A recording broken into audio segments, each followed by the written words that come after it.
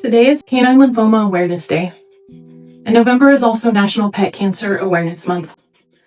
2 years ago, almost to the day, I lost my heart dog Kyle to B-cell lymphoma.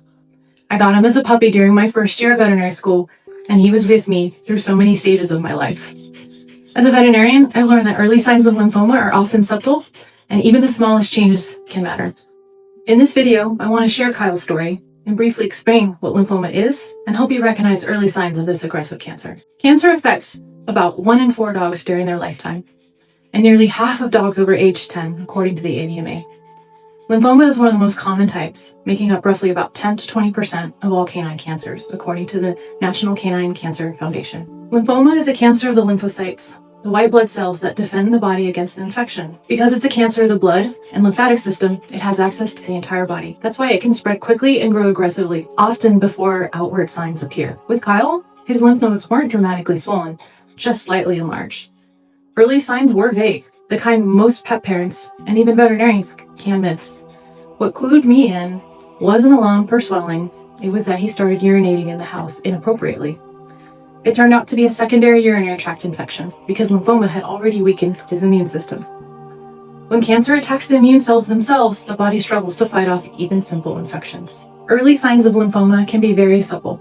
Watch for slight swelling of lymph nodes, vague behavior or appetite changes, recurrent infections like urinary tract infections or skin infections, vague or mild lethargy, unexplained weight loss.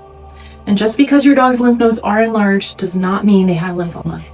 Infection, allergies, or inflammation can cause swelling too, but it's always worth a veterinary check. Here's a quick home check you can do once a month. Under the jaw, in front of the shoulders, behind the front leg on the chest, along the groin, and behind the knees. You did great, Bruce. Even a small change, a node that feels fuller or firmer, deserves a closer look. Early detection can make a difference. And regarding Kyle, we started chemotherapy and got a few extra months together, but his form was aggressive, and I'd give anything for more time, but I'm grateful for the awareness that came from his story. For those who've lost a dog to lymphoma, I see you and I hear you. Losing Kyle so close to this awareness day almost feels symbolic, and I share his story so others might recognize the signs sooner.